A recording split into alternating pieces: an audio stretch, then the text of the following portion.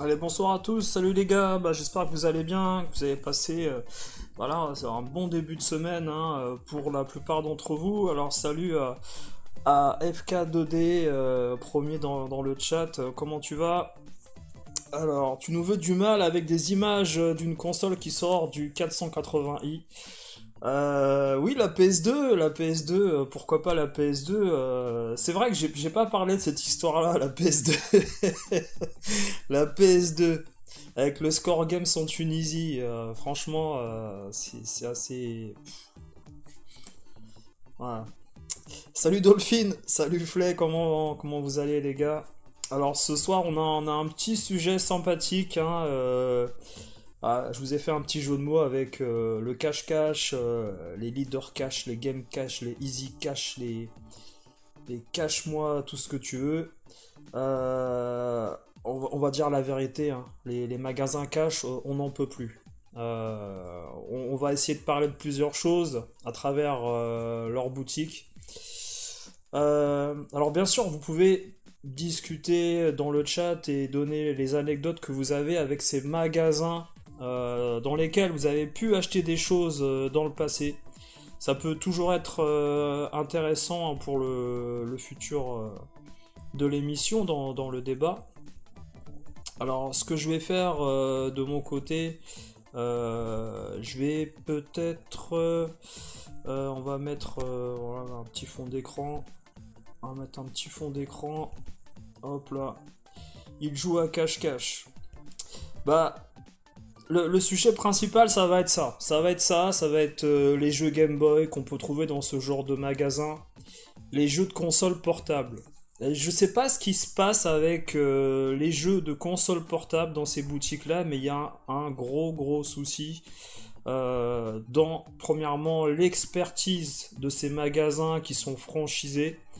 Alors, moi, je veux bien, à la limite, qu'à un moment donné, on veuille concurrencer les grosses boutiques parisiennes ou les indépendants qui sont des spécialistes et des experts.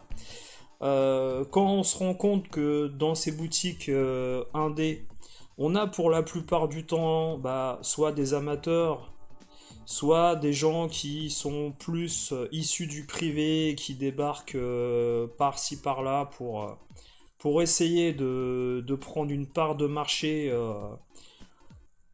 on va dire, plus ou moins laborieuse, hein, parce que ce ne sont pas des gens qui vont durer à travers le marché du rétro gaming, mais ils ont vu qu'il y avait des choses à faire. Et dans ces magasins, on trouve de plus en plus, mais à grande échelle. C'est même pas un sujet qui va être basé sur quelques petites reproductions trouvées à droite à gauche.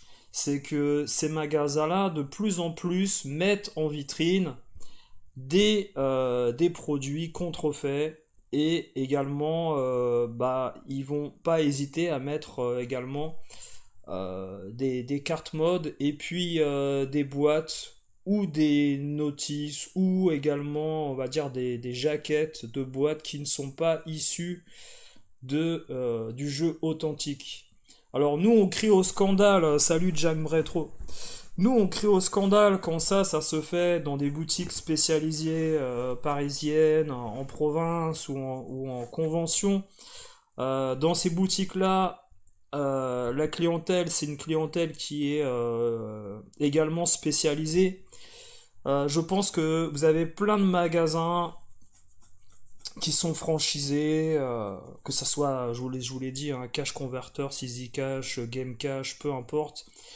Dans ces boutiques-là, vous trouvez de plus en plus de produits qui sont, premièrement, largement au-dessus de la cote de l'Argus des boutiques habituelles et connues que vous avez sur les grandes artères que tout le monde connaît. Et ce sont des boutiques également qui vendent plus cher que sur eBay, déjà, ce qui est un problème.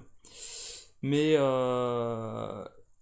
ces boutiques-là prennent, j'ai l'impression, de plus en plus exemple sur ce qui se fait de moins bien dans les ventes au niveau du rétro gaming, à travers, premièrement, l'expertise. Parce que là, on n'est pas sur l'expertise d'un faux Metal Slug, hein. Là, quotidiennement, ce genre de boutique qui n'a pas forcément d'experts plus que le brocanteur qui est employé comme vendeur pour vendre des produits à la caisse. On est très loin des gens qui ont connu des boutiques spécialisées dans les années 90 ou début 2000 et qui exercent dans ces franchises très connues. Alors, c'était également le cas hein, dans les premiers cash converters fin, on va dire, allez, début année 2000, voire fin 99, où on avait déjà ce genre de magasin qui proposait à la vente des DVD, des VHS, et puis quelques jeux sur PlayStation 1, et puis la Super NES, la Mega Drive, et puis des consoles qui étaient déjà obsolètes à l'époque, comme la 3DO. Salut à toi le collectionneur du dimanche. J'espère que ça s'est résolu tes problèmes sur la route avec malheureusement ce qui s'est passé au travail pour toi. En tout cas, force à toi hein, pour le courage que tu as avec les transports, tout ça. Récemment, j'ai deux trois anecdotes qui me sont arrivées à travers ces franchises de cash. Alors, premièrement, moi, je veux dire que j'ai pas d'affinité avec ce genre de boutique. J'en aurai jamais parce que les gens, la plupart qui tiennent ces magasins, ne sont pas des spécialistes en jeux vidéo. Ce sont des spécialistes dans la revente de produits d'occasion, que ce soit les machines à laver, les sèche-cheveux, les chaînes hi-fi stéréo, les chaînes à cassette, les aspirateurs, les DVD, les livres, les machines à café. Hein, vendez des machines à café, les cash converters, arrêtez de vendre des jeux vidéo, vous nous fatiguez. Spécialisez-vous dans quelque chose, la Funko Pop, le sextoy, je sais pas, quelque chose comme ça. Un truc que vous maîtrisez, quoi. Il n'y a pas trop de techniques à apprendre pour aiguiller un client quand il vient au magasin, hein, voilà. Ne, sa- ne demandez pas à vos vendeurs de cash converters ou easy cash ou leader cash ou etc. des spécificités sur un numéro de série, sur une boîte ou je ne sais quoi. Ces personnes-là sont à des années-lumière de savoir ce qui se passe dans le monde du cart mode, de la reproduction, de la contrefaçon, peu importe. On a l'impression que ces gens débarquent de nulle part pour la plupart et au final vous vendent des trucs sans savoir ce que c'est. Sauf que quand tu creuses un peu, eh bien, vous avez certains gérants de ces boutiques-là qui savent exactement ce qu'ils font. Et sous couvert de dire oui mais écoutez le jeu nous on l'a acheté en loose donc on va le compléter avec une boîte on a récupéré à droite à gauche même sur des sites chinois que je ne citerai pas et puis on va mettre une boîte qui n'est pas même pas une boîte Nintendo ni Sega ni SNK sur un jeu Neo Geo Switch ou Mega Drive et puis on va vous mettre une jaquette qu'on a réimprimée vous comprenez c'est pour le client c'est pour le confort du client. Sauf que à la fin, nous, ce qu'on a dénoncé, c'est chez certaines boutiques parisiennes où vous avez justement des gérants qui changent le prix à la caisse ou qui vous vendent des jeux et des boîtes qui ne sont pas authentiques. Euh, Dites-vous un truc, les gars, ces magasins converteurs, ces autres Easy, Leader, machin, je ne sais quoi, ils peuvent s'appeler ce qu'ils veulent. Hein, à aucun moment, ce seront des experts dans le rétro gaming. Hein, continuez à vendre des aspirateurs et des machines à café. Vous savez déjà à peu près pas faire ce que vous faites déjà dans le passé sur d'autres matériaux. Ne vous aventurez pas, les gars, dans le rétro gaming. Vous allez prendre des salves à droite à gauche par les collectionneurs. Ça va être terrible pour vous. Ce que je veux dire par là, voilà, j'avais raconté déjà des anecdotes avec un ami à moi qui était allé du côté d'un magasin converteur, Easy, Leader, peu importe, dans la région de Reims. Et il a voulu prendre en vitrine un fameux jeu où justement la vendeuse lui a dit non non mais écoutez monsieur nous on a des vendeurs qui sont qualifiés hein, pour reconnaître les faux je n'ai pas besoin de vous montrer le jeu ni de l'ouvrir. Alors mon pote c'est quand même un gars qui fait des full sets au niveau de la Game Boy, c'est un mec qui est spécialistes hein, des reproductions, même des cartes mode et des emballages de cartouches qui déjà sentent le faux à 3 km. Et bah déjà, premièrement, la vendeuse qui veut pas forcément lui montrer le jeu en rayon, déjà c'est un signe que ça part mal, quoi. Hein, le jeu est dans la vitrine, bon. Alors il propose bien sûr de faire un petit tour à droite à gauche hein, par ce qui est son domicile et récupérer un tournevis cruciforme que tout le monde connaît. Hein, ces fameux tournevis, voilà, où vous avez la possibilité de aller récupérer la tiraille qu'il faut pour ouvrir ces jeux-là. Hein, je vous montre par exemple un jeu Game Boy Advance ici. Voilà, c'est pas forcément les jeux que vous allez trouver également dans ce genre de boutique, mais vous allez trouver dans ce genre de boutique beaucoup de contrefaçons au niveau de la Game Boy et de consoles portables. Je ne sais pas pourquoi les consoles portables, justement, il y a beaucoup plus de contrefaçons qui sont faites sur ces produits-là et moins sur de la NES. Peut-être c'est une question d'emballage et de reproduction de boîtes. Il y a quelque chose avec ça qui fait que c'est peut-être plus simple hein, pour les faussaires. Et surtout, le moindre jeu coûte extrêmement cher sur Game Boy, hein, tout le monde le sait. Vous avez des Castlevania à 100 balles, des Final Fight 1 à 100 balles, etc. Salut Sad le Parisien. Euh, Ah, t'as attendu 1h30 pour le dépannage. Ok, bah c'est très bien. Merci à toi, Kevin. J'espère que voilà, tu peux repartir tranquillement. Euh, Alors, ça, le Parisien, tu vois, t'as une anecdote qui complète hein, ce que je vais vous raconter. Tu dis que les cash converters de chez toi revendent que des cartes mode. Et j'ai pas l'impression qu'ils se sont passé le mot, c'est qu'ils ont senti la pigeonnerie hein, des roucouls qui vont dans les Pixel Day et autres conventions de comment dire de pigeonniers en tout genre, hein, les familles nombreuses de brocanteurs qui se réunissent là-dedans et sont contents d'acheter des jeux à 100 balles en pensant faire une bonne affaire. Bah, il faut savoir que dans ces magasins franchisés qui sont en province principalement, parce que bon sur Paris disons qu'ils disparaissent les uns après les autres, hein. Il y en avait un du côté de Jussieu qui a disparu. Il y en avait d'autres également sur Paris qui... Bah après, il y a une question de loyer, certainement dans les grandes villes. Maintenant, ce qui se passe également en province n'est pas de bon augure hein, pour les collectionneurs rétro parce que vous avez la malchance d'avoir également des indépendants hein, qui fleurent bon, on va dire, l'escroquerie en paiement à plusieurs fois, et autres youtubeurs qui font la promo de ce genre de boutique qui ne devraient pas être mises en valeur. Pour moi, déjà, une boutique comme un Cash Converter, c'est un Leader Cash, un Easy Cash, un Game Cash, qui a dans sa vitrine un seul carte mode et qui le sait et qui ne le dit pas aux clients, ou qui a des boîtes ou jaquettes réimprimées qui ne le dit pas aux clients, pour moi déjà la boutique c'est terminé. Je n'y mettrai pas les pieds, je ne veux pas y retourner.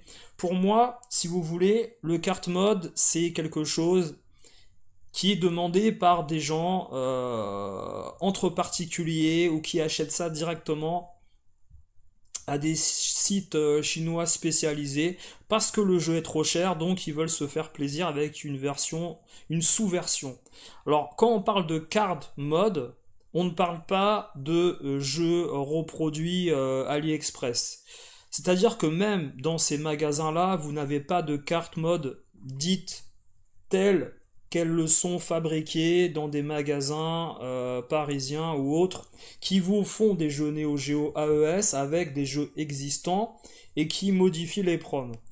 Là, on est carrément sur des conversions de type AliExpress ou autres hein, qui sont vendus dans ces magasins-là en disant bah finalement ah je n'étais pas au courant, moi je vends le produit, si c'est un authentique et vous allez avoir mais de façon malhonnête de la plupart du temps dans ces boutiques-là, parce que moi j'ai pas qu'un seul témoignage, hein, j'en ai plein des témoignages autour de moi de gens qui reviennent en me disant je suis allé dans un magasin franchisé de cette enseigne-là, verte ou bleue ou grise là, où en effet vous avez des reproductions qui sont vendues sur des consoles et qui sont vendus comme des jeux authentiques parce que le problème, c'est que ces jeux pirates, parce que ce ne sont des jeux pirates, ce ne sont pas des jeux officiels Nintendo ou autres, c'est-à-dire que ce que font certains avec des bornes Raspberry en téléchargeant des ROM pirates pour leur émulateur,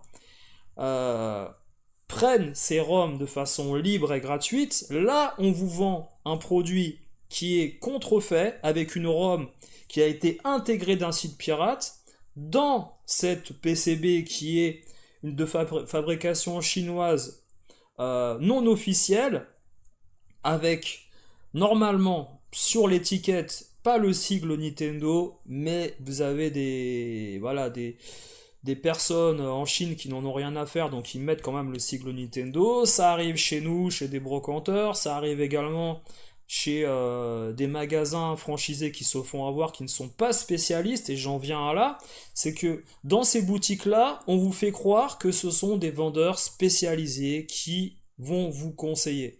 Alors, mis à part vous conseiller une Funko Pop, ces gens-là, la plupart du temps, ne pourront pas vous conseiller sur un numéro de série autour d'un produit Game Boy, d'un produit Switch ou encore moins d'un produit AES authentique qui, je pense, pour la plupart du temps va rester être, on va dire, au prix où vous allez le voir, une contrefaçon. Voilà.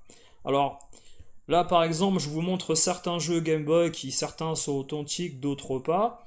Je mets au défi de vous envoyer ces photos-là et de les montrer dans ce genre de boutique franchisée. Et vous allez poser la question à ces vendeurs qui exercent dans ces boutiques, dites-moi quel est le vrai, quel est le faux. Et j'attendrai de voir les réponses, bien sûr, de ces vendeurs pour savoir ce qu'ils vont en dire. Et je parie que la plupart du temps, ces gens-là vont se planter. Ils vont trouver peut-être le jeu le plus beau, le plus vrai. C'est-à-dire que celui qui aura moins de défauts, ils vont penser que c'est le vrai, alors qu'au final, en général, plus un jeu est en état parfait, plus c'est un faux. Il faut quand même se rappeler que ces produits-là ont plus de 35 ans. Alors, pourquoi il y a moins de contrefaçons sur de la NES moi, je pense que déjà, c'est un problème par rapport à l'âge et puis à l'emballage également de ces produits-là qui sont plus difficiles à reproduire pour certains. Euh, mais vous avez des machines comme la PC Engine avec tout ce qui est boîte CD audio, jaquettes réimprimables. C'est-à-dire que moi, par exemple, j'ai une tonne de jaquettes réimprimables au format CD audio qui sont déjà configurées pour être réimprimées. Ça reste extrêmement facile à faire. Il faut simplement une fausse boîte PC Engine. Euh, et PlayStation 1 aussi. PlayStation 1, vous avez certaines boîtes qui n'ont pas le logo PlayStation et qui sont vendues en fait telles quelles dans certains magasins. J'ai vu également sur Mega CD des produits récemment qui sont contrefaits sur eBay que vous pouvez trouver. Et alors je ferai pas la promo de ces sites, mais vous pouvez retrouver sur Saturn, sur Mega CD des jeux extrêmement faciles à être vendus dans ce genre d'enseigne. Alors, je vais lire les commentaires, après on continuera les gars. Alors, tu dis que même Micromania, ce qui est scandaleux, imprime les covers de jeux quand tu prends un jeu PS3 et PS4. Ah, c'est lamentable. Lamentable. Et en fait, voilà, c'est pour vous dire ça, c'est que le pire, c'est qu'ils vous vendent le prix fort pour le produit comme si c'était en fait un produit authentique à 100%. C'est ça le problème. Le problème, c'est pas de vendre en fait forcément une jaquette réimprimée si tu la donnes gratuitement. Maintenant, si tu fais payer cette jaquette et cette boîte chinoise qui ressemble à une boîte Switch ou une boîte Mega Drive et que tu la vends dans ton magasin et que tu dis pas au client en effet que c'est une reproduction, alors le plus difficile ça reste quand même les boîtes Neo Geo qui sont tout de même plus ressemblantes à des vraies boîtes. Maintenant, sur Neo Geo, on sait très bien qu'il y a des boîtes qui n'ont pas la même taille que les hardbox vendus sur certains jeux. Donc là, les vrais collectionneurs peuvent tout de même voilà, essayer de se dire, oui, en effet, là, la boîte est beaucoup plus large que la vraie, etc. Donc il y a peut-être un souci à ce niveau-là. Je vous montre un exemple rapide avec, avec un jeu Neo Geo que tout le monde connaît, c'est Fatal Fury 3. Et ce Fatal Fury 3, en fait, si tu connais la boîte originale, tu sais que c'est une boîte beaucoup plus petite et dure dans le plastique que, en effet, ce qui a été fait par la suite hein, sur certains jeux Neo.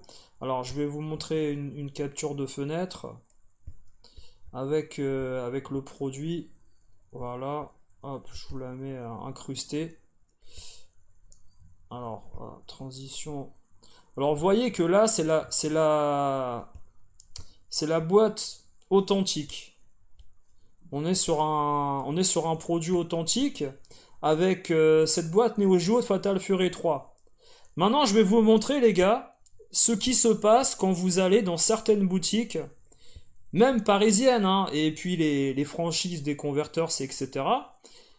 Vous allez voir comment, en fait, on traite ce produit Fatal Fury 3. Bon, voilà. C'est bon, on s'en sort. Pas évident. Pas évident en direct. Voilà, je vous ai retrouvé cette photo. Et voilà le produit qui a été vendu au client. Alors déjà, vous voyez, il y a un problème. Je dirais pas de quelle boutique il s'agit, mais on en a déjà parlé de cette boutique-là. C'est une boutique parisienne. Donc là, vous avez par exemple un Fatal Fury 3 avec une boîte largement trop grande, une jaquette réimprimée par le gérant du magasin, tranquille, hein, tout va bien. Et le produit, à votre avis, à quel prix il a été vendu? Eh bien, le produit a été vendu au plus fort de l'Argus, comme si c'était un jeu authentique, avec la boîte et la jaquette, l'insert. Sachant qu'il n'y a que dans cet emballage le jeu qui est authentique, la cartouche AES, et encore, je ne sais pas si la personne qui a obtenu le jeu a ouvert la cartouche ou pas. Ça serait le pompon là vraiment. Et ce jeu-là, finalement, a été vendu autour de 200 euros à l'époque, soit plus cher que, plus haut que l'Argus du produit. Et en plus de ça, eh bien, il n'avait pas forcément signalé que c'était une boîte type AliExpress et une jaquette réimprimée par ses soins. Donc voilà, le client avait été lésé. Voilà, le monde merveilleux du rétro gaming qui rend fou aujourd'hui avec des gérants qui sont prêts parfois à pas arnaquer, mais à ne pas dire à des collectionneurs noobs qui commencent une collection Neo ou Switch ou autre que le produit n'est pas à 100% authentique. Et là, en fait, ouais, Flay, c'est ça, c'est assez comique. Et là, vous avez l'exemple même d'une boutique spécialisée qui n'est pas un cash tel ou tel ou tel, mais qui est une boutique spécialisée qui, au final, n'a pas prévenu le client que c'était un Fatal Fury 3, victime du puzzle game hein, dont on vous a parlé il y a un an et demi. Le fameux puzzle game avec une boîte plastifiée et une jaquette qui n'est même pas à la bonne taille, qui est en plus réimprimée. Donc tout est magnifique. C'est vraiment la loose hein, pour le gars qui a acheté ce jeu-là au prix fort du jeu authentique avec la boîte et l'insert. Sachant qu'aujourd'hui, je vous ai montré, les gars, dans une photo précédente, que le jeu, bah, vous pouvez le trouver à 167 dollars, avec bien sûr après des frais de port du Japon. Mais je pense qu'aujourd'hui, ce jeu-là est négociable à 180 euros encore dans certaines boutiques parisiennes, voilà.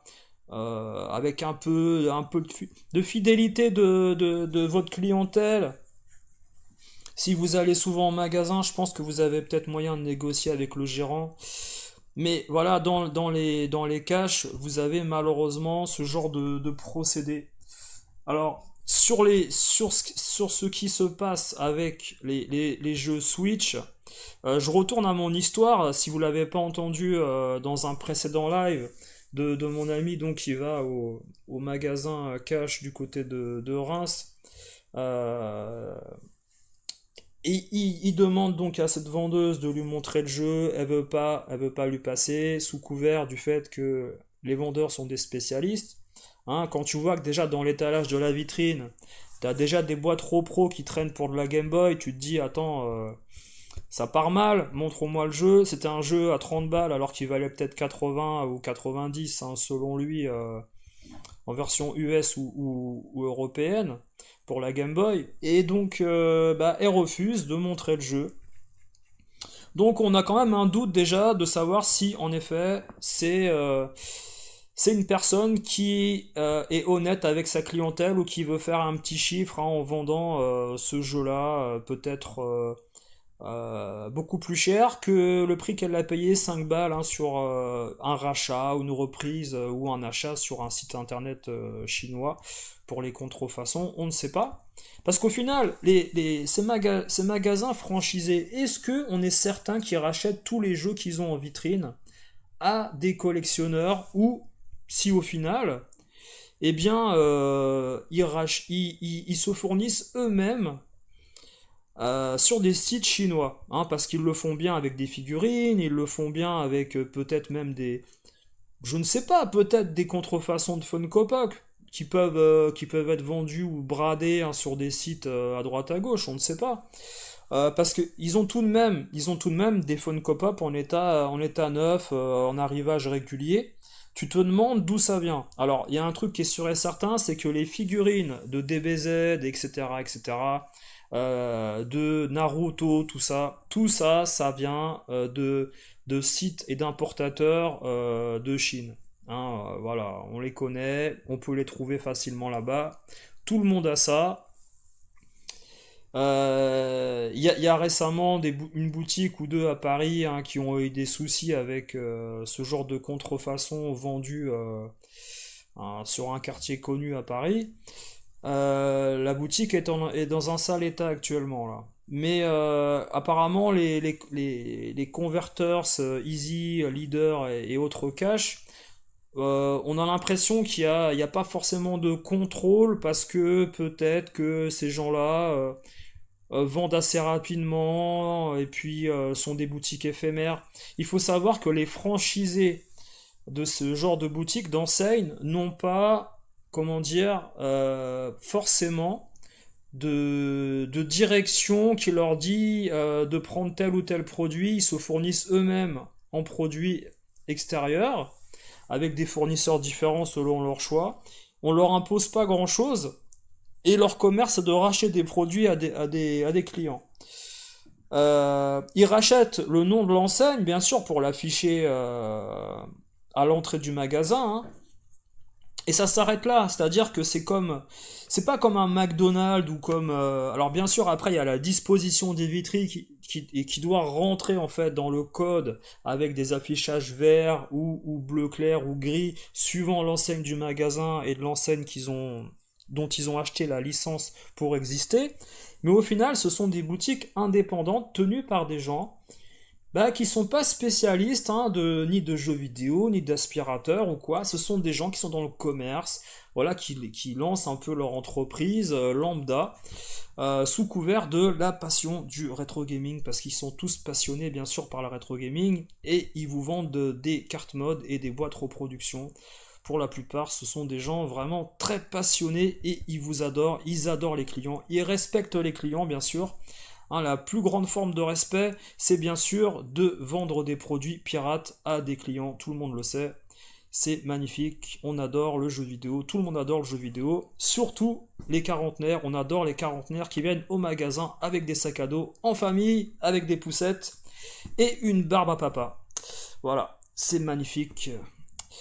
Alors, alors, si tu me dis que Micromania, ils vendent en effet du carte mode, ben alors là, moi je tombe par terre. Enfin, des jaquettes et des boîtes réimprimées.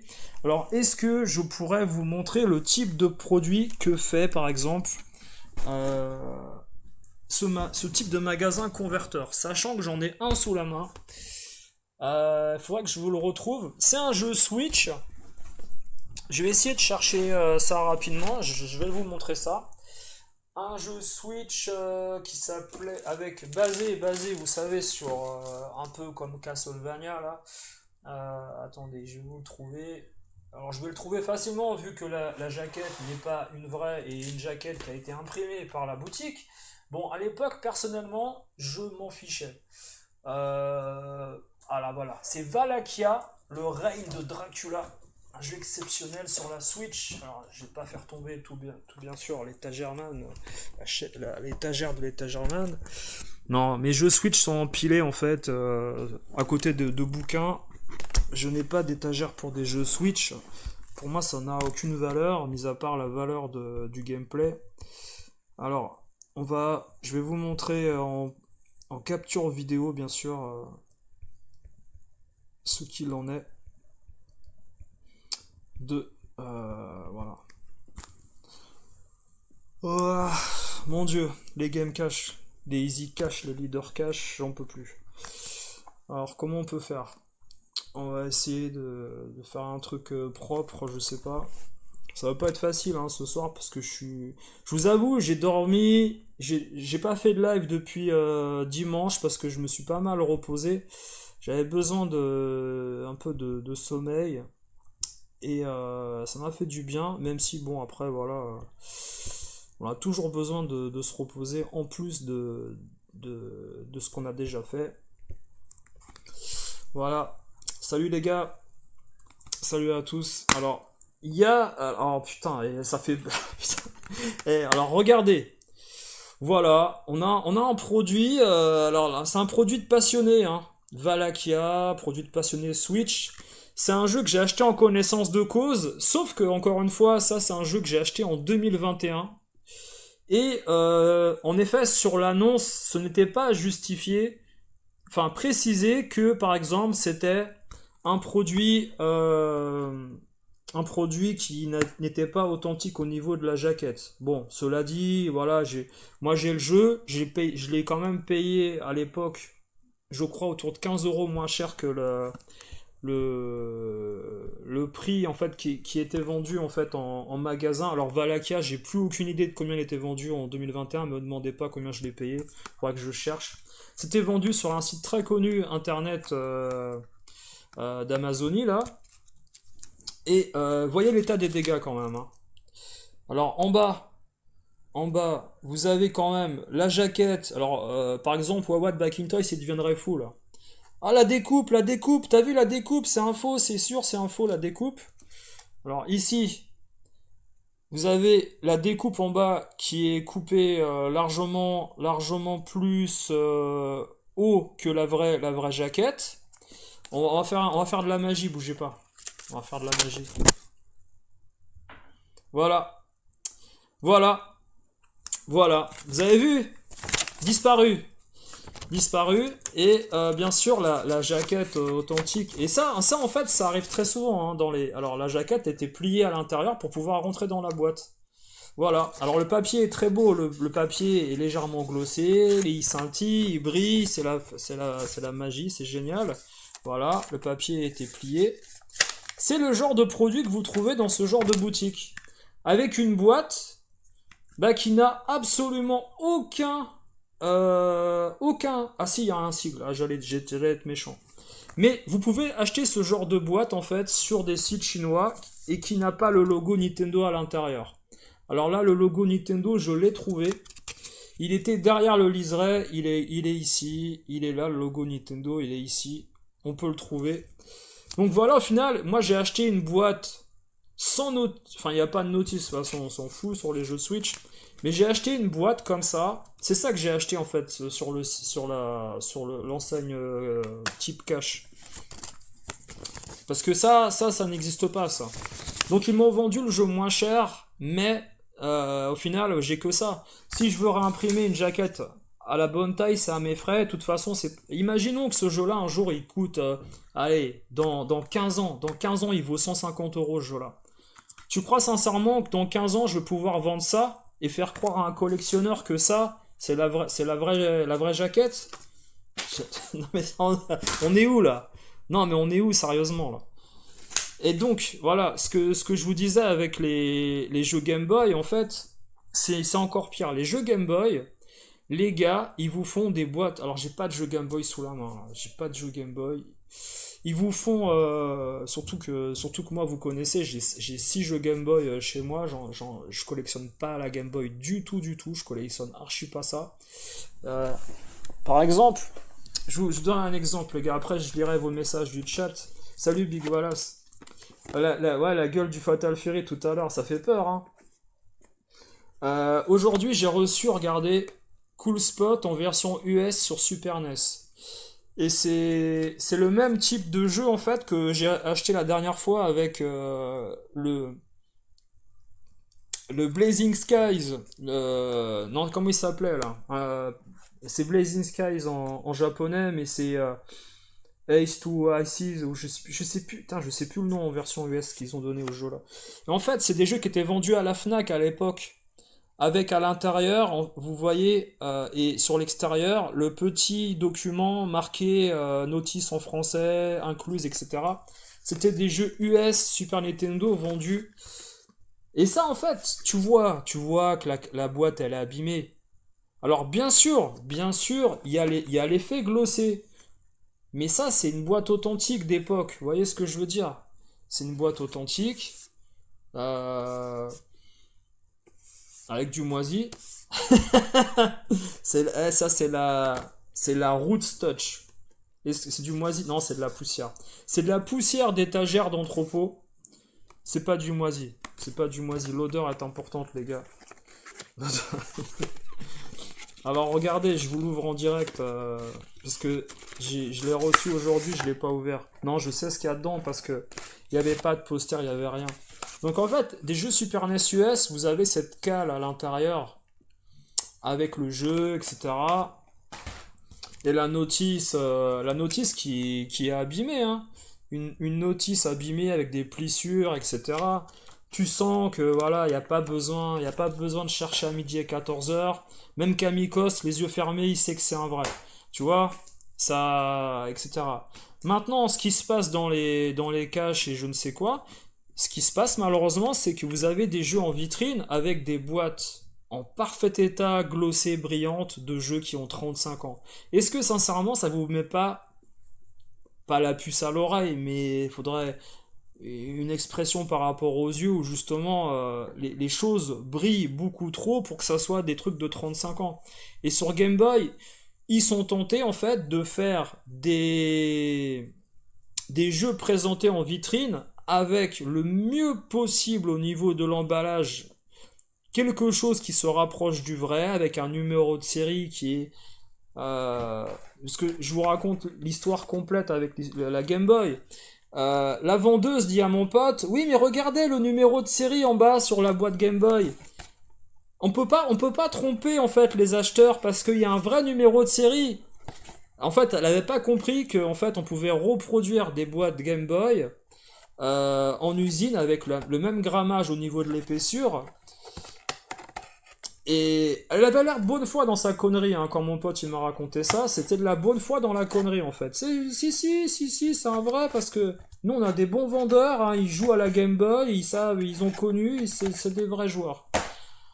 Enfin bref. Et je pense que après vous avez plein de gérants et de vendeurs qui ne sont pas qualifiés premièrement pour vendre ce type de produit et qui savent que sur Internet, ce genre de produit coûte plus cher. Donc, ils vont vous les vendre au prix fort d'Internet, comme le Fatal Fury 3 que je vous ai montré, en espérant qu'il y ait un pigeon qui passe par là et qu'il le prenne. Tous les collectionneurs qui vont arriver par là, qui vont dire attends, je rentre chez moi, je vais chercher mon tournevis, et en effet, tu vas m'ouvrir la cartouche parce que moi j'ai le tournevis orange cruciforme Nintendo, ou le cruciforme normal, hein, pour la Game Boy, hein, le petit tournevis électronique, c'est facile à ouvrir, en 2 secondes c'est fait. Pourquoi tu veux pas m'ouvrir en fait le jeu? Il y a un problème. Et donc, mon pote, il a reposé le jeu, il a rigolé, et puis il s'est barré. Il a dit non, mais moi, ton jeu, je vois que c'est une faux, je vois que c'est un faux, je vois que la boîte c'est un faux. Je vois qu'également l'emballage de la cartouche, le plastique gris, il est il n'a pas la même teinte, il n'a pas également la même, comment dire, la même structure au niveau du plastique. Tu sens que c'est un plastique hyper fin, cassant. C'est pas un plastique renforcé comme il y avait sur Game Boy au verso de la cartouche. Il y a plein de petits détails comme ça. Et tu te demandes en fait si ces gens-là, ils sont sincères avec toi quand ils te parlent des jeux qu'ils vendent, ou si ils veulent t'enfumer en sachant que c'est des faux. Hein, j'ai l'anecdote avec Big Pikeman qui était passé l'autre fois sur le live. Il avait raconté l'histoire d'un Dracula X sur Super NES que le gars dans un cache vendait 200 et quelques dans un Leclerc occasion. Parce que là on parle en fait de tous les machins indépendants, occasion, cash, bordel, des trucs qui sont pas des boutiques spécialisées que vous allez trouver sur Paris ou dans le nord de la France, qui sont des professionnels du rétro gaming. Là, on vous parle des opportunistes, des arrivistes qui veulent profiter du marché du rétro pour vendre des produits sans savoir, au niveau de l'expertise, ce qu'ils font. Même si certains, je pense, savent ce qu'ils font et essayent de flouer le client.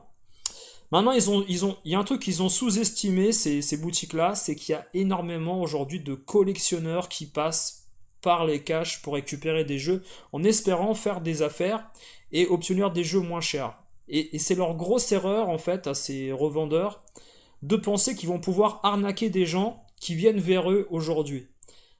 Parce que la raison pour laquelle ces collectionneurs et ces joueurs rétro viennent chez eux, c'est parce qu'ils trouvent les boutiques et les conventions spécialisées trop chères. Et ils vont justement dans ces caches en espérant faire des affaires et trouver des produits authentiques moins chers.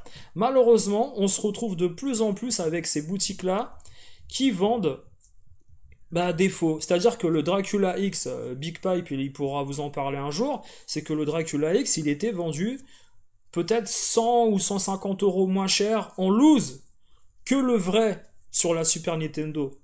C'est-à-dire que moi, par exemple, j'ai un Vampire Kiss en PAL qui est une repro AliExpress. C'est pas un carte mode, c'est pas une vraie cartouche avec une vraie PCB Nintendo. C'est une reproduction où vous avez une puce type chinoise qui n'est pas de chez Nintendo ou ailleurs. Voilà, c'est une reproduction que j'ai payée je crois 12 euros avec la boîte. 12 euros avec la boîte, frais de port inclus, c'est-à-dire que ça. Pour eux, les Chinois, ça leur revient peut-être à 3 euros tout le truc. Ils font une plus-value de 10 balles sur à chaque fois qu'ils vendent une carte mode. Enfin, une carte mode, faut que j'arrête de dire ça, c'est une Euro c'est pas une carte mode. Et pour eux, c'est tout bénef. Pour nous, c'est bénef parce que peut-être qu'on n'a pas envie de payer 400 ou 500 euros en fait la cartouche. Vous voyez ce que je veux dire? Donc on prend ce machin-là. Sauf qu'il y a des revendeurs aujourd'hui qui vous vendent ces machins-là en vitrine avec une belle impression, comment dire, au niveau de l'emballage, de l'étiquette, ça brille bien et tout. Il faudrait, je reviens tout de suite, je vais vous montrer cette repro AliExpress pour que vous voyez la qualité tout de même.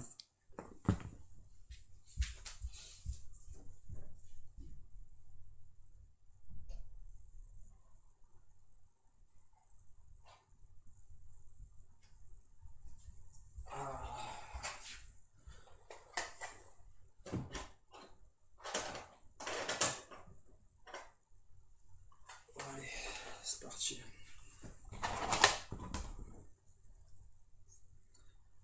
Voilà, j'ai été vous chercher ça. Vous allez voir le type de produit qu'ils osent vous vendre dans ces magasins-là. En vous disant, bah oui, oui, c'est un vrai. Alors, dans le chat, vous disiez, le vendeur à 16 ans, il a connu la sortie de la Game Boy en 89. Ah, ça c'est exceptionnel, on adore ces gens-là. On adore, on adore. J'ai plus confiance à un jeu. T'as plus confiance à un jeu Super NES avec boîte moyen voire abîmé que sur les boîtes Mint. On voit trop de repros qui sont. Oui, oui, oui. Non, mais le Mint, les gars, c'est une légende urbaine. Faut arrêter. En fait, moi, je vous donne un conseil, les gars. Le mint abandonné, ça n'existe pas. C'est fini le mint. Les collectionneurs qui ont du mint aujourd'hui l'ont acheté depuis très longtemps. Ils ont pas touché à leur jeu, etc. Alors, je vous donne ouais, je l'ai sous la main, là, voilà, je l'ai. J'ai pas mal de... en PAL, Super NES PAL, j'ai quelques cartes mode, en effet. Voilà. Hop, là, je vous montre voilà, par exemple, regardez, Vampire Kiss. Vampire Kiss, sur Super NES PAL, voilà. Et, et pourtant, regardez, hein, il y a les vis, hein. Il y a les vis, comme sur les vrais.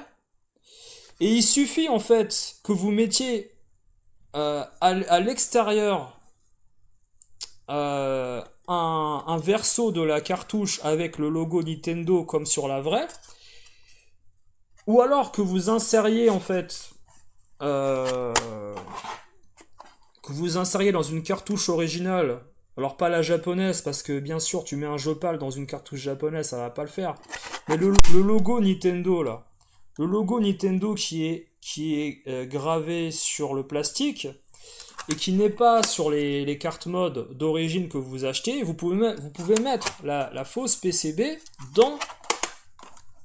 dans une vraie cartouche Nintendo. Alors pas la japonaise bien sûr, mais une PAL.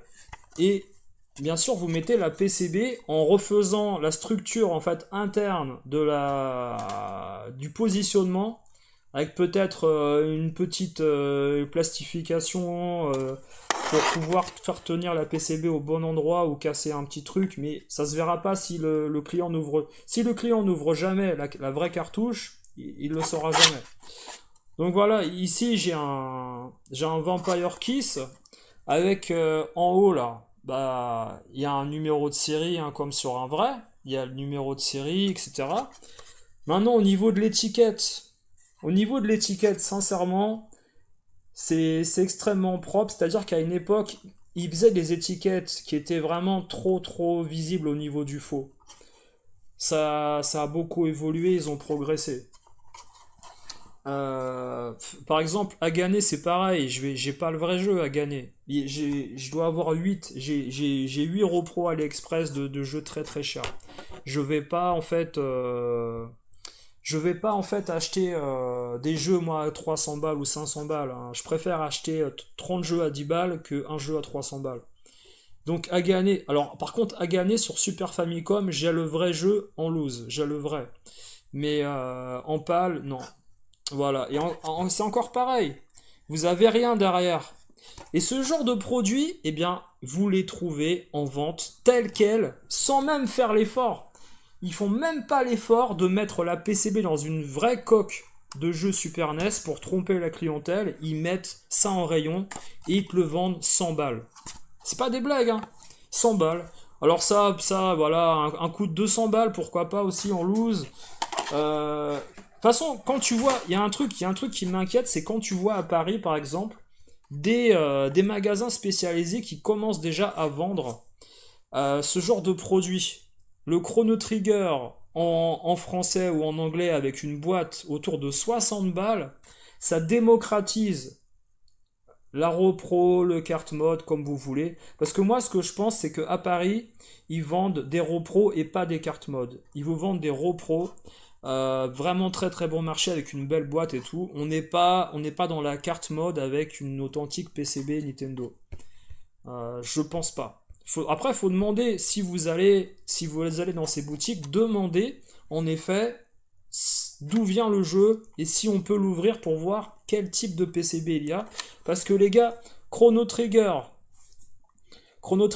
moi j'ai à l'intérieur une pile de sauvegarde, donc c'est une PCB qui est un peu plus poussée que les PCB d'origine, mais le Chrono Trigger il est traduit en anglais, ça existe en français, et j'ai une pile de sauvegarde à l'intérieur avec une belle PCB qui vous permet de sauvegarder la partie. Parce que Chrono Trigger, si vous achetez le bas de gamme type convert chinoise, Euro Pro chinoise, vous pourrez pas y jouer parce qu'il vous faut une sauvegarde pour jouer au jeu, c'est pas possible. Donc là, le Vampire Kiss, et bien sûr, Demon Crest. Demon Crest, c'est pareil. Ça fait partie des jeux les plus vendus dans les caches, Easy Cache, Leader Cache, en reproduction. Et c'est encore pareil, il n'y a pas le logo Nintendo en haut. Maintenant, si vous voyez dans ce genre de magasin, de franchise, un jeu qui semble authentique avec derrière, par exemple, vous voyez un Demon Blaze Super Famicom et vous voyez derrière ce genre d'étiquette sur l'épilepsie, les consignes de sécurité en japonais, avec le logo Nintendo gravé, déjà ça part bien. Déjà ça part bien, on est d'accord. Maintenant, on sait très bien que ces jeux-là en loose, un Demon Blaze en loose, Super Famicom ou un Nagane, ça court pas les rues. Si vous le voyez à 30 balles et que vous avez quand même ça derrière, attention, méfiez-vous les gars, ça part très mal. Il faut demander à ouvrir. Parce que même ça, 30 balles, c'est 30 balles de perdu les gars, je vous le dis tout de suite, c'est 30 balles qui sont foutues à la poubelle. Parce que ça, vous le gardez à vitam aeternam. C'est invendable. Vous l'achetez pour vous, ça. Ça, je veux dire, moi de mon côté, vous le savez, hein, j'achète des boîtes Mega Drive chinoises pour compléter les jeux en loose très très chers que j'ai. Ou également des jeux qui ne sont jamais sortis, comme par exemple ce Bubble Mega Drive qui n'est jamais sorti. Et quand j'ai acheté ce Bubble, en fait, il y a dans le pactage, c'était 7 euros sur Mega Drive, il y avait la boîte, la jaquette et la fausse boîte Mega Drive avec le positionnement pour mettre la notice, parce que certains jeux en fait, et là ça coûte 10 balles en effet, c'est 3 euros de plus la notice, ils vous font une fausse notice. Ce que je veux dire, c'est que ces boîtes-là, vous les reconnaissez tout de suite. Parce que le plastique n'est pas granulé comme sur les jeux Mega Drive, il est très lisse. Et ce genre d'emballage, vous le retrouvez également dans les caches. C'est catastrophique. Maintenant, ils arrivent tout de même à faire des jaquettes de belle qualité, mais des jaquettes sur papier photo. Les Chinois vous font des jaquettes sur papier photo. Et vous voyez que le papier, eh bien, avec le temps, en fait, il devient sunfade extrêmement vite au bout de 6-7 ans, mais extrêmement vite. C'est-à-dire que, par exemple, Bubble, c'est un jeu que j'avais au fond, en fait, de mon étagère derrière, mais tous les jeux qui étaient devant, qui ont pris la lumière depuis 2000... Ils sont pas très vieux, hein. Ils ont 5-6 ans, certains, hein. Depuis 2018, toutes les fausses jaquettes de jeux qui sont jamais sortis, comme Captain Tsubasa en Mega Drive, qui a été traduit Ils ont traduit la ROM japonaise, qui était un prototype de Tecmo, ils l'ont traduit en anglais pour faire une repro, comme ça. Et je l'ai. Et il y a également Dragon Slayer, qui a un proto qui est jamais sorti, je l'ai acheté. Il y a également Ninja Gaiden Mega Drive, qui a un prototype qui n'est jamais terminé, qui n'est pas sorti, que j'ai acheté. Toutes les jaquettes et les boîtes qui étaient à la lumière et même pas face à la fenêtre, elles ont toutes été décolorées sur ce papier photo. Le papier photo, c'est terrible. Vous mettez des photos que vous avez imprimées bas de gamme dans des supermarchés et que vous mettez en fait sur un cadre face à la lumière, au bout de 5-6 ans, 7 ans, bam, les couleurs se barrent. Et vous pouvez faire le test. Il faut vraiment, quand vous imprimez des trucs en supermarché, dites-vous, ça va pas durer longtemps, les gars. Il faut vraiment imprimer vos photos de famille ou quoi sur des trucs de qualité avec de la belle encre, parce que ça ne tient pas à la lumière. C'est un truc de malade. Donc là vous achetez par exemple, j'ai également voilà des. Après vous les connaissez, mais j'ai des boîtes type AliExpress Neo Geo AES. Pour des jeux comme j'avais pris quoi là, je sais plus là, ouais, je sais plus, quelques jeux là, pas forcément, ouais, King of the Monster, je sais plus, enfin bon, j'ai acheté 8 boîtes, plus jamais de ma vie j'achète des boîtes, des fausses boîtes AES, plus jamais, terminé. jaquette, papier photo, ça se décolore. Les couleurs rouges deviennent légèrement... ça vire sur l'orange, Le vert, il devient jaune. Par exemple, je vous donne un exemple. J'ai une fausse boîte Super NES de Super Mario World. Alors bien sûr, là, je suis en train de chercher si je peux pas récupérer une vraie boîte de Super Mario World parce que j'avais la notice, j'avais le jeu et j'avais pas la boîte. Et j'avais pris une boîte à AliExpress à 5 balles. Le jaune de la boîte de Super Mario World il devient vert kaki. Non mais c'est un truc de dingue, il devient vert kaki.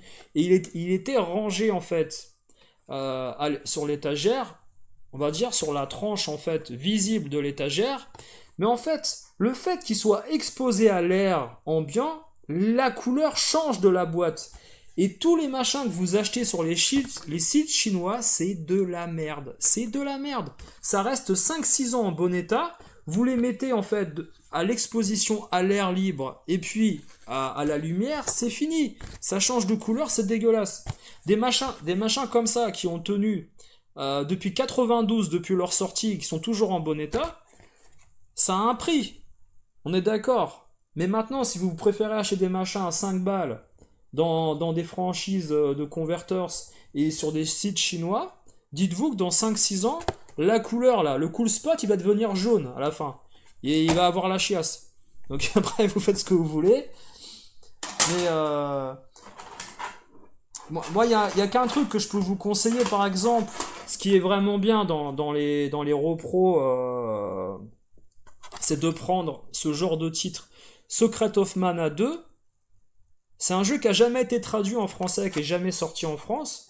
Secret of Mana 2, vous le prenez, voilà, traduit de Seiken Densetsu 3 en Super Famicom, et vous le faites en français avec la pile de sauvegarde, c'est sympa. Vous le faites sur la vraie console, où vous avez un Everdrive, vous le faites, c'est sympa. Alors, j'ai également les boîtes chinoises de ce genre de jeu, mais elles sont dégueulasses. Je peux pas, je veux dire, j'ai pas forcément beaucoup de place chez moi pour mettre ce genre de produits carte mode en évidence ou repro. Je préfère favoriser les vrais jeux que j'ai chez moi. Et là où peut-être il y a 5-6 ans, j'avais la place pour exposer ce genre de truc. Maintenant, ça, c'est rangé dans des boîtes ou sur un étalage derrière, caché. Je le prends quand je veux jouer. C'est-à-dire que Chrono Trigger, Chrono Trigger comme Earthbound en français. Earthbound, c'est le prochain jeu que je vais faire après Chrono Trigger. Là, je suis en train d'essayer de terminer Chrono Trigger.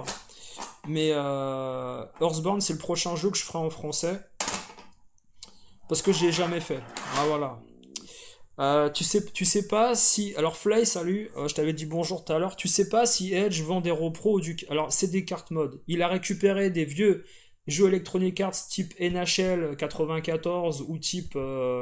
Non, 97 ou 94, il a récupéré, je crois. Parce que sur les vieux jeux Electronic Arts type NHL, vous avez les PCB qui sont assez grandes pour mettre la capacité d'un Secret of Mana 2, d'un Chrono Trigger. Il y a assez de place sur les proms, en fait. Il y a assez de place. Donc c'est plus facile, voilà. C'est ce qu'il m'avait dit, hein. Donc c'est du cart mode qui vend. C'est des vrais PCB type Nintendo, c'est pas des repros AliExpress ou quoi. Et il y a des piles de sauvegarde, bien sûr, voilà. Alors, je comprends que mettre 300 € dans un jeu, ça fait chier. Après, quand on aime, on économise un peu, ouais. Bah, je pense que la collection, elle devient saine quand tu as pris la décision de prendre des jeux originaux et d'arrêter d'acheter des contrefaçons qui ne veulent absolument rien dire d'un point de vue valeur. Et puis d'un point de vue affectif, parce que t'as jamais eu de relation avec un faux jeu type Earthbound dans le passé. Tu l'achètes parce que... Alors, ça, et les gars, il y a un truc que je vous ai pas raconté, parce que Earthbound, c'est l'exemple parfait. Pourquoi? Earthbound, en fait, c'est un jeu qui est extrêmement cher aujourd'hui, et les faussaires et ceux qui veulent justement revendre des produits faux dans les enseignes spécialisées. Alors j'ai la boîte de ça, hein, j'ai la boîte, par contre elle est toujours en bel état, elle est toujours rouge, parce que je pense qu'ils ont mis un peu plus de temps pour refaire ce truc en bel état. Là où ils ont été forts, ceux qui ont fait des contrefaçons, vous savez ce qu'ils ont fait? Sur la fausse cartouche de Earthbound Super NES que vous pouvez retrouver dans des enseignes qui sont pas très, très spécialisées, vous retrouvez, regardez, vous le voyez, j'ai pas où j'ai foutu le téléphone, attendez, je vais vous mettre de la lumière, je vais vous mettre de la lumière, on va mettre de la lumière, voilà, vous allez voir. Alors ça sera mieux si je le mets dans l'autre sens.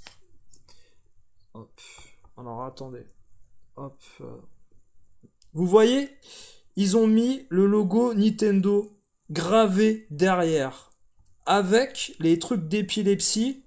En plus, alors je vais essayer de faire un truc. Merde, c'est pas facile hein, d'avoir la lumière.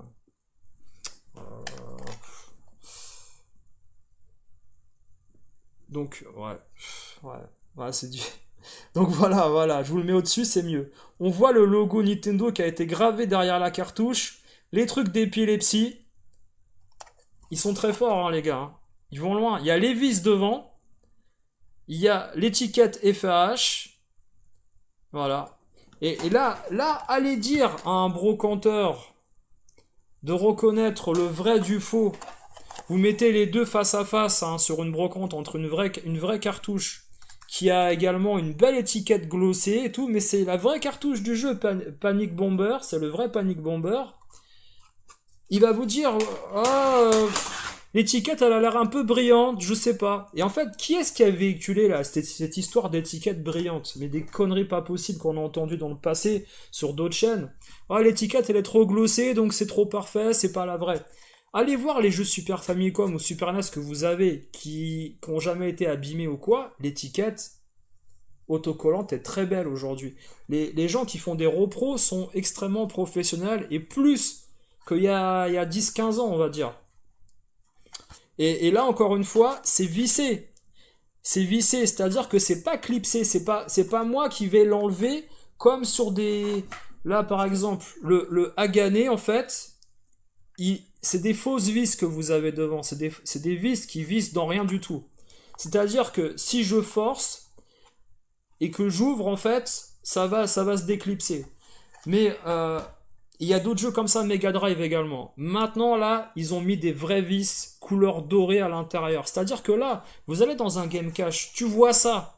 Genre, il le met à 80€. Et t'as une vendeuse qui te dit non, mais nous, on a des vendeurs spécialisés. Monsieur, ça sera pas possible, hein, vous pourrez pas ouvrir le jeu avec votre tournevis. On a des vendeurs spécialisés. C'est un vrai jeu, hein, on l'a authentifié.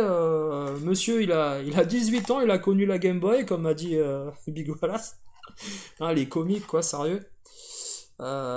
Et donc, en fait, qu'est-ce qui va se passer? Toi, tu vas rentrer chez toi. T'as ton tournevis, tu fais confiance, tu dis, le gars, c'est un spécialiste hein, dans le converteur, là. Et tu rentres chez toi, tu ouvres le truc, tu vois que c'est une PCB. Je l'ai pas là, j'ai pas le tournevis là. Mais bon, c'est une fausse PCB, hein, y a pas de souci. Et tu rentres chez toi, tu ouvres, tu vois que c'est un faux. Qu'est-ce que tu fais? Tu retournes au magasin, tu gueules un coup. Qu'est-ce qu'elle fait la vendeuse? Elle te donne un avoir. Mais t'as vu ça où que tu donnes un avoir? J'ai acheté un faux là, tu me rends mon argent, il n'y a pas d'histoire de avoir ou quoi. Moi je te fous un coup de voiture bêlée dans ton magasin, tu vas voir si ton avoir il va te servir à grand chose demain. Non mais il faut se faire respecter les gars à un moment donné, faut arrêter les conneries. En plus, je veux dire, le vice il va jusqu'où? C'est de mettre made in Japan, etc. Tu vois? Enfin rappelez-vous l'histoire, regardez l'état de la jaquette réimprimée hein, de Valakia Dracula dans les chiottes. Au final, moi j'ai acheté que ça. Hein. J'ai acheté que ça au final hein, dans le truc. Et je vous parle de ça, c'était en 2021. Alors imaginez bien que tous les gens qui ont acheté dans ces magasins-là depuis des années, qui ont des jaquettes réimprimées, Alors là, ok, ça se voit largement parce que le mec, il a pas été foutu de faire une jaquette à la bonne taille, donc il l'a replié. C'est quand même exceptionnel. Mais si le gars il fait à la bonne taille et qu'il a pas la flemme hein, de faire une contrefaçon dégueulasse, eh bien il vous vend ça. Et après il le vend au prix de l'occasion. Moi je sais pas, mais je crois qu'à l'époque le jeu neuf qui était vendu sur l'Amazonie, là, il était vendu 30 balles. Et il était vendu 20 balles d'occasion, on va dire. Voilà, je me souviens plus des prix, c'était en 2021. Et au final, je l'ai payé 10 balles de moins parce qu'il n'était pas trouvable d'occasion. Mais à un moment donné, si vous voulez, on reste quand même sur un produit qui est vendu au prix fort et qui n'est pas authentique. C'est tout le problème. D'ailleurs, c'est quoi ça? Ah ouais, c'est le. Je regardais ce que c'était. Je regardais ce que c'était. Je vous disais, qu'est-ce que j'ai posé là? Ben, en fait, ce que j'avais posé là, je sais pas si vous avez ça, les gars. Ça, c'est un truc intéressant que vous trouverez pas dans un AliExpress. Peut-être que les collectionneurs Mega Drive, ils ont ce genre de produit. C'est un truc de collection autour de la Mega Drive. Avec une Mega Drive Mini à l'intérieur, comme un petit jouet. Comme les trucs Saint Seiya, là, où vous emboîtez en fait les cartouches dans la console et tout. Comme si vous faisiez une petite armure pour décorer et tout. C'est marrant. Et il existe également une version, je crois, avec le méga CD derrière en plus. Et à l'intérieur, qu'est-ce que vous avez? Alors ça, c'est un produit qui était vendu au Japon, pas très cher, hein. Attends, non, j'ai enlevé le prix. Je vais enlever le prix. C'était vendu en fait exclusivement pour les. C'était les 30 ans ou les. Je sais plus, un truc comme ça. Je crois que c'était pour les 30 ans et quelques années de la Mega Drive, je sais plus la date. Et à l'intérieur, regardez comment ça se présente. Je sais pas si vous avez vu ça. C'est un truc qui coûte pas cher, hein. Vous pouvez peut-être le trouver encore. Euh, voilà. Il y avait ce logo-là sur la boîte quand je l'ai ouvert, qui était plastifié. Et ça, c'est le genre de truc qui est super sympa et que vous trouverez pas dans les caches. Avec à l'intérieur la petite Mega Drive miniature, avec un numéro de série derrière et tout, pour les collectionneurs de goodies Mega Drive. Moi, je suis extrêmement fan de la Mega Drive pour les gens qui savent. Vous avez à l'intérieur, voilà, un petit document, je sais pas, peut-être un numéro de série, je sais pas lire le japonais. Hein, voilà. Et après, à l'intérieur, mais il y a un bouquin, les gars, que vous trouverez jamais en France. Alors, Geekline, on fait une anthologie Mega Drive. Mais au Japon, il faut savoir que l'anthologie Mega Drive, elle existait déjà, en fait. Et vous avez à l'intérieur tous les jeux Mega Drive japonais. Tiens, d'ailleurs, il y a une petite pub. Il y avait une petite pub pour la Genesis. Alors, en fait, en effet, c'est le modèle réduit. Le modèle réduit que j'ai, c'est la Genesis. La Genesis Mini, vous voyez. Je crois que c'est Comic Zone. C'est ça. C'est Virtua Fighter 2 et Comic Zone, en fait. Et apparemment, les éditions collector qu'il y avait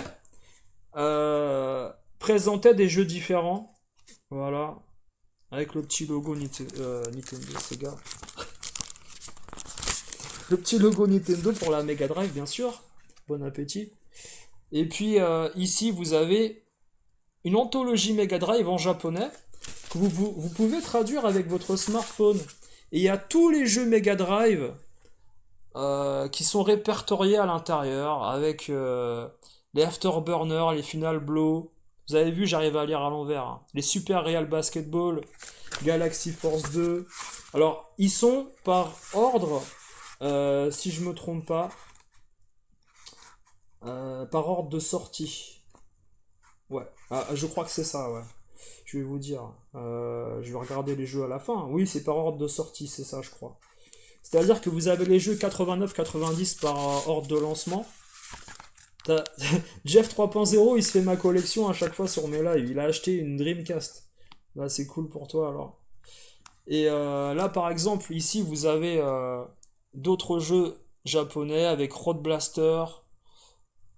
Voilà. Ici, c'est. Ah, c'est Two Crude Dude. Voilà.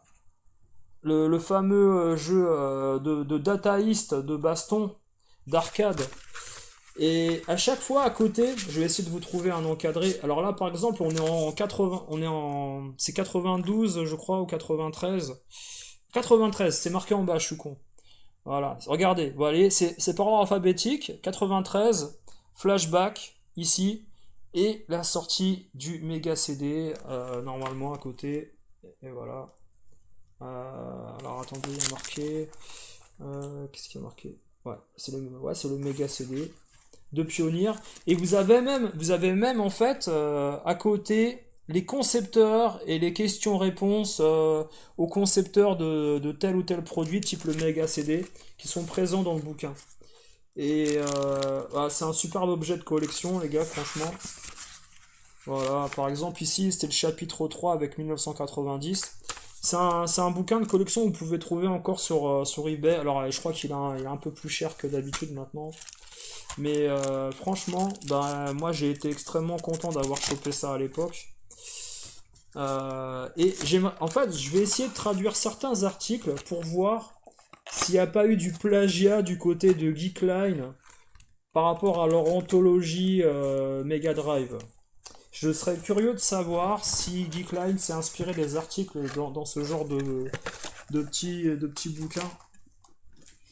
Donc voilà, je continue avec mon histoire de Game Cache, en fait, où justement, ben, ce qui est arrivé il n'y a pas si longtemps, c'est que moi je regarde une vidéo de Stick de Geek, c'est-à-dire que bon voilà, c'est pas forcément une boutique dans laquelle je vais aller ou quoi, mais cette boutique-là, vous avez le gérant qui dit oui mais écoutez moi vous comprenez on a l'habitude hein, de compléter les jeux en loose Switch qu'on a dans le magasin, c'est tout à fait normal. Et puis on complète avec des boîtes, et puis on complète avec des jaquettes qu'on réimprime. Et le mec, il se targue d'être passionné, donc ouais, qu'est-ce que tu veux faire? Qu'est-ce que tu veux faire après avec ça? Voilà. Le carton est parfumé sur Earthbound, peut-être, peut-être, peut-être, peut-être. Euh, que va dire le possesseur d'un faux jeu à un vendeur Game Cash pour revendre son jeu? Je sais pas. Moi, je pense que tu peux les arnaquer facilement. Et, et attendez, je vais essayer de vous lire deux, trois trucs assez amusants. Euh, alors, on va faire ça. Hop. Alors, je vous dis, sous couvert de la passion, certains, en fait, vendent les produits plus chers également que sur Paris, vendent les jeux plus chers que dans les conventions. Et en plus de ça, ils vous vendent des produits où la jaquette est réimprimée. Mais bien sûr, faut pas leur dire, il faut pas le signaler parce que ils sont tellement passionnés par ce qu'ils font que, en effet, voilà, c'est pas normal de dénoncer ce qu'ils font. C'est exceptionnel. Ah, tu t'y attendais, Big Walla, ça. Et ce sont des gens, bien sûr, hein, qui ont envie de partager leur passion parce que ils sont légitimes pour en parler car ils ont un magasin. C'est-à-dire que moi, aujourd'hui, j'ouvre un magasin, je vends mes reproductions Super Nintendo, et puis je suis tellement passionné que, en fait, je vais vendre ça à des pigeons ou à des gens. Et je vais me faire de l'argent grâce à ça, grâce à des produits pirates, etc. Donc, si pour vous aller dans ces enseignes et acheter des produits contrefaits, euh, c'est bien comment dire, de contribuer à l'existence de ces boutiques qui, au final, font du mal à des vrais gérants qui respectent les clients et qui sont honnêtes avec les clients en vendant des produits tout à fait authentiques. Si pour vous contribuer en fait au commerce de produits contrefaits avec des boîtes et d'inonder le marché avec des boîtes repro sur Game Boy, c'est quelque chose de bien et de gratifiant pour votre commerce, ou même vous en tant que client aller dans ces boutiques-là, vous trouvez que c'est bien, moi sincèrement je peux plus rien faire pour vous. Vous allez couler beaucoup plus vite que vous ne le pensez parce que comme je le dis souvent, l'écho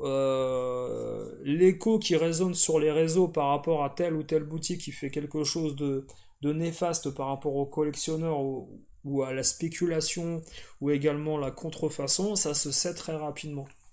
Ce qui s'est passé du côté de Rouen il y a plus de 6 mois, c'est arrivé aux oreilles de gérants parisiens qui sont extrêmement déçus de la façon de faire de certains qui profitent de la naïveté des clients pour les faire payer en plusieurs fois et ne même pas les payer à la fin ou des choses comme ça. Ça fait beaucoup, ça fait du mal en fait à certains gérants qui font un travail honnête. C'est ça qu'il faut voir en fait. Voilà.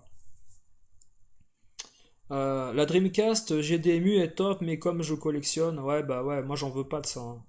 C'est pour faire plaisir aux collectionneurs. Moi en fait, à la base, t'achètes une fois un Raspberry, c'est fini, t'achètes plus rien. Si tu collectionnes pas, ça sert à rien. Pourquoi acheter des fausses machines à chaque fois? Non, t'achètes un Raspberry, tu mets tes faux jeux, tu t'arrêtes là. C'est fini. Voilà. Euh, il commence à y avoir des contrefaçons au Japon aussi, ouais. Et on en a parlé, je crois, dans un autre live du Mega CD, de la Saturn Jap, malheureusement. Ouais, ouais, ouais. C'est terrible, quoi. Et qu'est-ce que je pourrais vous dire par rapport à... Je vais essayer de retrouver la discussion que j'avais eue avec la personne. Et ah oui, le problème qu'il y a, c'est que moi j'ai vu également dans ce genre d'enseigne, j'ai vu des jeux qui étaient mais à 100 voire 200% plus chers que sur les grandes artères parisiennes. Et là, pour moi, c'est un problème. C'est à quel moment en province on peut mettre des jeux plus chers que sur les boutiques les plus réputées parisiennes. À quel moment? Déjà que les conventions ne respectent pas l'Argus actuel des jeux, on en profite pour vendre des trucs à je sais pas combien, mais alors là, là ça dépasse tout. Voilà. Et le pire dans tout ça, c'est que le vendeur de telle ou telle enseigne va te dire à un moment donné, oui, mais moi je connais mon métier, je suis vendeur. Excuse-moi, t'as 19 ans ou 25 ans, t'as même pas connu les machines, tu me parles d'expertiser un produit, mis à part avoir été instruit par un de tes potes brocanteurs, je vois pas où t'as appris le métier. C'est-à-dire que des gens qui ont eu les jeux entre les mains dans les années 90 sont largement plus compétents que toi dans ton magasin en ayant vendu des aspirateurs la semaine d'avant, tu vois. Faut un peu, franchement, calmez-vous les caches, vous nous fatiguez.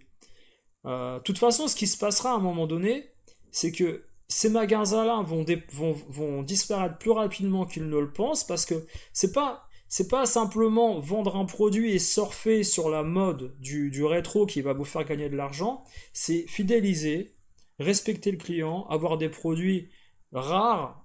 Et la plupart du temps, dans ces boutiques-là, on n'a que des produits communs. Ça, c'est un gros souci, ça. C'est que aujourd'hui, par exemple, je vous montre un cool spot en US que j'ai récupéré pour vraiment rien du tout, 35 balles, comparé à ce qu'il vaut actuellement. Vous allez dans un cache, Easy Cash, Leader Cash, Game Cash ou je cache mes couilles. Ça, c'est 90 balles, ça. Parce qu'ils se disent, attends, oh là là, c'est un vrai jeu, oh là là, attention, il y a la cale, il y a la notice, oh là là, attends, moi je le mets à 90 balles. Et en fait, tu vas à République, le jeu il est à 80 ou 70 euros par exemple. Mais dans un cache, ils se sont investis d'une aura d'avoir un jeu rare dans leur boutique, il faut le mettre très très cher. Et dans certaines vidéos, tu vois des caches qui te mettent des jeux à 1000 euros dans la vitrine. 1000 euros, tu sais pas d'où ça vient. Allez, 900 euros, 800 euros, 600 euros. Et comme par hasard, ce sont des boutiques qui sont très proches de certaines boutiques hein, dont Julien Courbet a fait la promotion récemment. Donc on se demande si là-bas il n'y a pas un petit problème hein, chez les gens qui sont tellement passionnés. Voilà. Voilà. Alors, tu dis Sébastien, salut à toi. Les caches, c'est bien pour acheter de la PS2, de la Wii, des jeux à 2, 3, 5 balles. Ouais, bah d'ailleurs, allez faire un tour dans certaines boutiques, vous allez trouver des jeux à 5 euros. PS2, Xbox 360, il n'y a pas besoin d'aller dans des caches ou je sais pas quoi. Je pense que déjà ces magasins-là arrivent à un moment où on n'a pas besoin d'eux. C'est ça le problème aussi. Les gérants de ces boutiques-là ont envie de vendre des produits de rétro alors qu'ils ne sont plus en fait dans la hype du rétro par rapport à ce qu'ils proposent. Aujourd'hui, un collectionneur, il veut un jeu rare, en bel état, il veut pas un machin de moyenne gamme à 500 balles. Tu vois, je vous fais un schéma, mais il veut pas ce genre de truc. Salut Big Pipe, ouais. Alors tu dis Cédric Vidal, tant mieux si on peut les arnaquer. De toute façon, c'est quasiment la même chose. Bah moi, sincèrement, si je peux ramener, et tu sais quoi? Un jour, je vais faire un test. Je vais ramener mon Secret of Mana avec ma fausse boîte, le Secret of Mana 2, qui n'est jamais sorti en français. Je vais la ramener. Je vais leur dire combien vous me le reprenez. Le mec, il va chercher, il va te dire ah, Secret of Mana 2, il est rare le jeu, tu l'as eu où? Ah, je l'ai acheté, c'est un jeu de mon enfance. Je l'ai gardé, on me l'a offert à mon anniversaire, tu sais, je vais te baratiner. Et il va pas trouver le jeu, il va dire putain, et ton jeu il est rare, hein, je le vois pas, je le trouve pas. Bon, il n'existe pas, hein, bien sûr. Ah, je dis ouais, il est très rare, il est sorti à très peu d'exemplaires en France, il n'y en a pas beaucoup qui l'ont, tu sais, tu baratines, tu baratines. Et tu laisses le jeu. Et le mec il dit ouais bah vu qu'il est rare écoute bah, je veux bien te faire un effort si tu veux je te le reprends avec 100 euros en fait d'avoir dans le magasin ou je te le reprends tout de suite 60 euros tu préfères quoi bah là je prends l'avoir de 90 euros ou de 100 euros et je dévalise son magasin mais je vais pas prendre du jeu vidéo vu il a que des contrefaçons dans sa boutique. Je vais prendre des peluches ou des conneries pour des anniversaires ou tu vois. Non mais je suis certain que tu peux les arnaquer. C'est tellement facile. Quand tu vois que la gérante de certains Game Cash te disent non non mais nous on a des vendeurs professionnels hein, vous savez ils savent reconnaître le faux. Regardez le numéro de série c'est le vrai. Rentre chez toi, va vendre des aspirateurs, arrête. Voilà.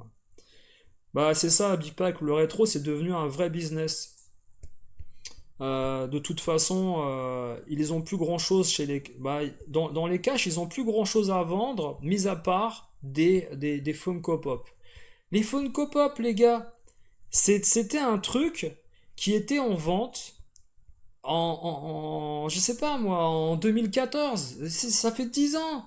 C'est fini la Funko Pop, j'en sais rien, arrêtez avec ça, Funko Pop là. C'est comme les Amiibo, ça intéresse plus personne, c'est terminé.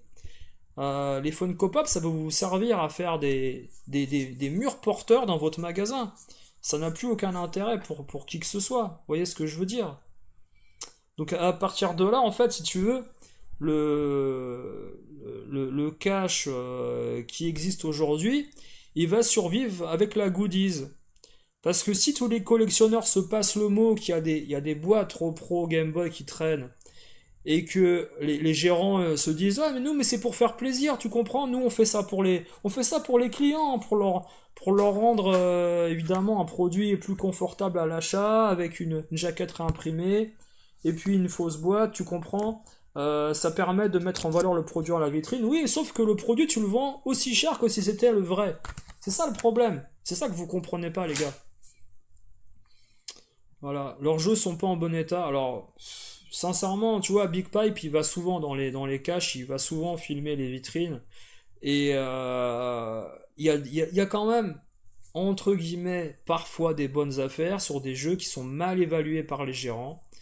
À 10 balles près, tu peux faire une bonne affaire. Maintenant, quand les mecs ils reçoivent un jeu authentique, on dirait qu'ils pètent un plomb. Tu sais, c'est comme quand les gamins ils bouffent des bonbons acides, ils courent partout dans le machin, ils sont excités comme des malades. Et les caches, quand ils reçoivent un vrai jeu dans la boutique, ils se disent putain, attends, Pokin Rocky 2, ah vas-y, 1000 balles, mets-le à 1000 balles. Il est à 600 sur République, nous on le met à 800 euros, vas-y. Parce que les gens, faut qu'ils prennent le train, tu comprends, pour aller à Paris, pour aller le chercher. Là, il est en vitrine et tout, vas-y, on le met à 800, 900, allez. Et les mecs, en fait, ils deviennent fous. Je suis sûr que les gérants, c'est tellement des noobs de brocanteurs, dès qu'ils voient un vrai jeu Super NES ou Mega Drive, genre un Moucha à l'Est ou je sais pas quoi, les mecs, ils te le foutent à 400, 500 balles dans la vitrine, parce que ils se disent, il y a bien un pecno dans la région, provinciale, entre guillemets, sauf que les provinciaux, attention, les provinciaux, parfois, sont aussi connaisseurs que les grands collectionneurs qu'on retrouve dans les grandes villes. C'est la grosse erreur des caches aujourd'hui qui ont raté le marché et qui sont complètement à côté de la plaque sur les prix qu'ils mettent en vitrine. Les gars, vous êtes en train de vous couler, faut dire la vérité, vous vous coulez. Vous mettez des prix surévalués sur des jeux moyens qui sont pas forcément demandés ou qui sont très rares et vous les mettez à la taxe Wawa, vous mettez une taxe Wawa à l'entrée, à la sortie, dans les chiottes et puis dans la vitrine, à la fin le jeu il est à 1000 balles, vous vous rendez pas compte que mettre un jeu à 1000 euros ou 900 euros, c'est quand même, allez, 4 cinquièmes, voire 2 tiers du salaire d'un employé qui est un peu plus que le SMIC aujourd'hui. Donc à un moment donné, ton jeu à 1000 balles, tu vas te le garder. Hein. Voilà. Et puis la façon de reprendre les produits, voilà, un gars aujourd'hui qui ramène un jeu extrêmement rare et en bon état, vous le reprenez 50 euros, 60 euros comme si c'était un jeu de merde, respectez un peu le client. Après, vous mettez le jeu à 500 balles dans votre vitrine, vous foutez pas de la gueule du monde. À un moment donné. Et le problème qu'il y a dans ces franchises-là, c'est qu'il y a pas de ligne directrice. C'est que chaque gérant est, est, comment dire, décideur de sa vitrine, décideur des prix qu'il met. Ils n'ont pas de fournisseur officiel, ils se fournissent où ils ont envie, occasion, brocante, recel, peu importe, on n'en sait rien. Parce que à un moment donné, on a beau taper sur des boutiques de gérants professionnels qui ont peut-être acheté des jeux qui ont été voilà, volés dans les supermarchés, pris dans des brocantes ou je ne sais quoi, et qui reconditionnent. Mais qu'est-ce qui se passe dans ces boutiques-là? C'est bien pire ce qui se passe dans ces boutiques-là. Vous allez aller dans des boutiques parisiennes ou des conventions, le mec va vous dire quand même que, en effet, normalement, il va vous le dire, parce que si vous êtes un client fidèle, il va vous dire qu'en effet, bah, euh, Bubble Bubble, sur Mega Drive, c'est un faux jeu, il est jamais sorti. Il va te le dire. Quand tu vas dans un cache ou dans ce genre d'enseigne, le mec il va te dire ouais ouais c'est un jeu rare, il en a très peu d'exemplaires, on a même Tetris, regarde on a Tetris à 30 euros, tu le veux Tetris? Et Bubble Bubble pareil, il faut arrêter les conneries, arrêtez les gars, vous savez même pas ce que vous avez en vitrine.